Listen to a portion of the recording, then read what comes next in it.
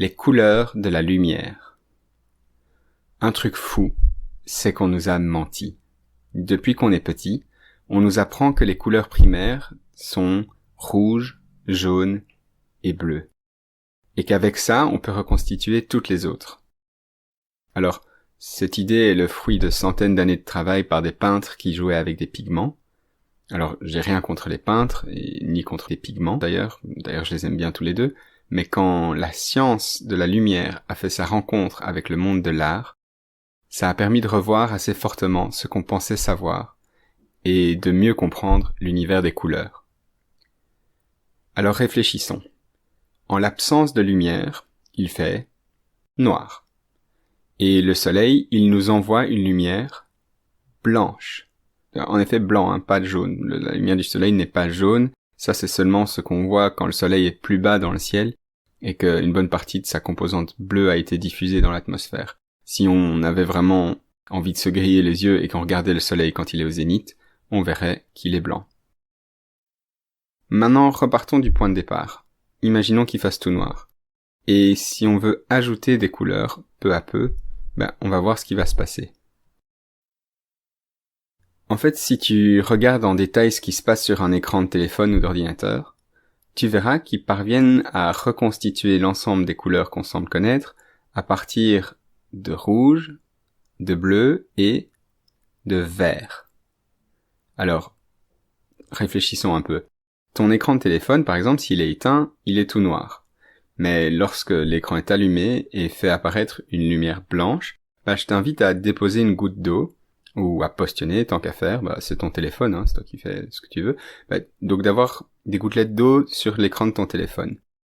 Ces gouttes, en fait, elles vont faire l'effet d'une loupe, et ça va te permettre de voir les couleurs réellement émises dans chaque point lumineux, qu'on appelle des pixels.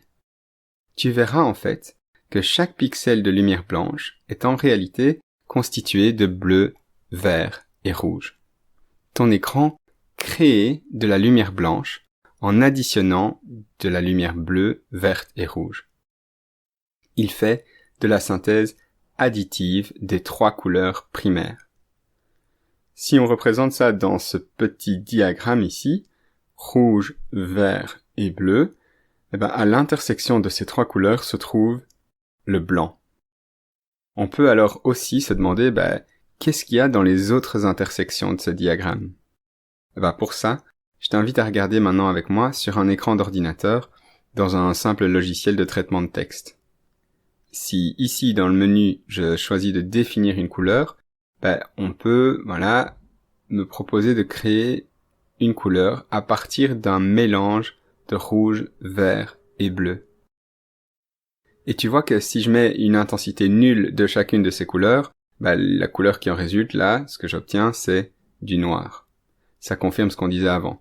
Un pixel tout éteint, sans lumière, il apparaît noir.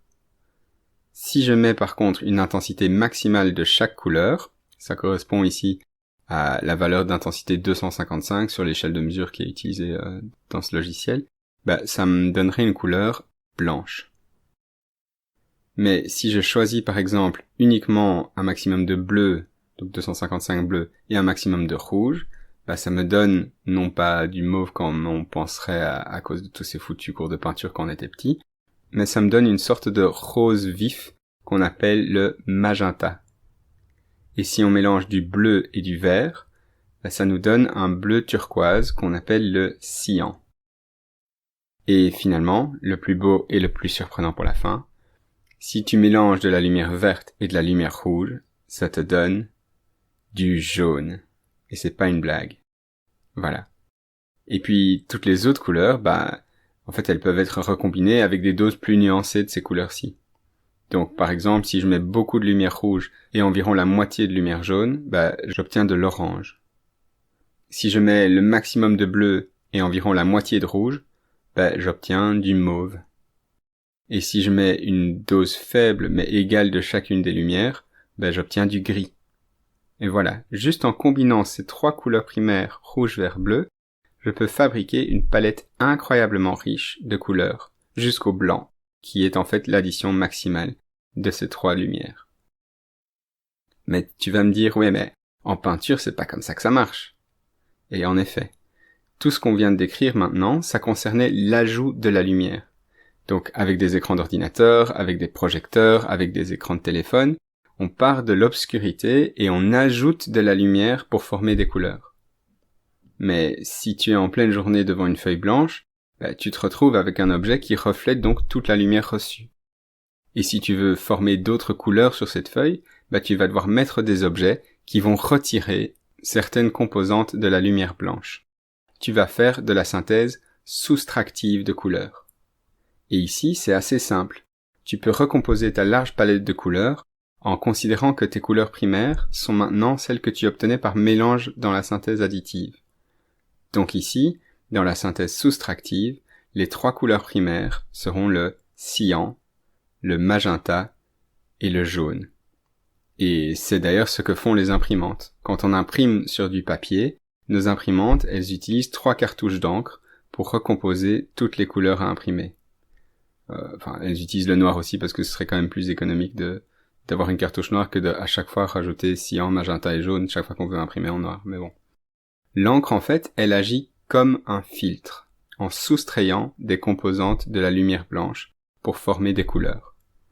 Et pour simplifier le raisonnement, on va en effet réfléchir avec des filtres. Si j'avais de la lumière blanche et que je place ici un filtre cyan, au lieu de laisser passer toutes les couleurs de la lumière, qu'on peut considérer comme un mélange rouge-vert-bleu, eh bien ce filtre il va uniquement laisser passer le cyan, donc un mélange de vert et bleu, parce qu'il absorbe l'autre des 3 couleurs, le rouge. Si je place un filtre magenta, je laisse uniquement passer la lumière bleue et rouge, parce que j'absorbe le vert.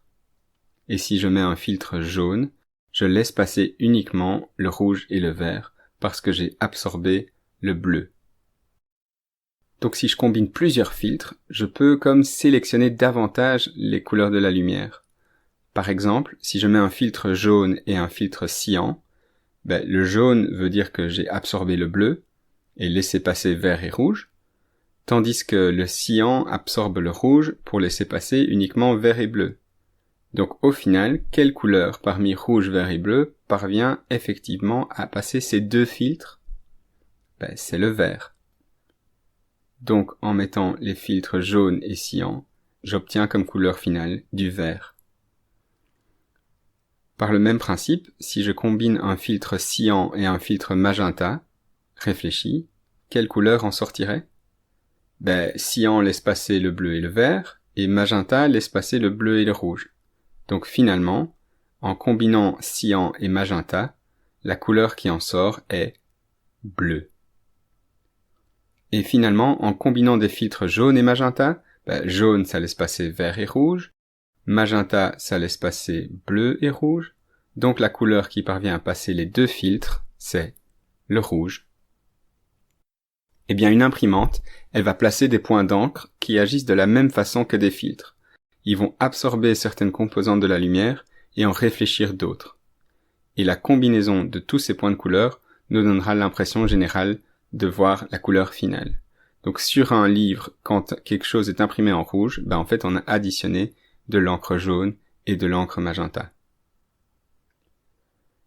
Et en fait, tous les objets de la vie courante qui ont une couleur, c'est ça qu'ils font. Ils absorbent certaines couleurs et ils reflètent d'autres. Donc, une banane est jaune parce qu'en fait, elle absorbe le bleu. Et un pull bleu est bleu parce qu'il a absorbé le jaune, ou le mélange rouge et vert. Donc on peut maintenant de nouveau représenter le diagramme des couleurs pour la synthèse soustractive de la lumière cette fois. On avait du blanc, somme de toutes les couleurs, et on soustrait des couleurs pour en former d'autres. Ça nous donne cyan, magenta et jaune comme couleurs primaires, et lorsque je combine les couleurs cyan et magenta, ça donne du bleu. Lorsque je combine cyan et jaune, ça donne du vert, et lorsqu'on combine magenta et jaune, ça donne du rouge. Et lorsqu'on combine les 3 couleurs à la fois, on soustrait toute la lumière, on a alors du noir. Plus rien ne passe. Et d'ailleurs, si on utilisait plutôt des filtres bleu, vert et rouge, ce serait un problème d'essayer de les combiner. Parce qu'un filtre bleu ne laisserait passer que du bleu, un filtre rouge ne laisserait passer que du rouge, et un filtre vert que du vert. Donc si j'ajoutais par exemple un filtre vert qui laisse passer que le vert, et un filtre rouge qui ne laisse passer que le rouge, en fait, à partir de la lumière blanche, plus aucune lumière ne passe. Ça donnerait du noir.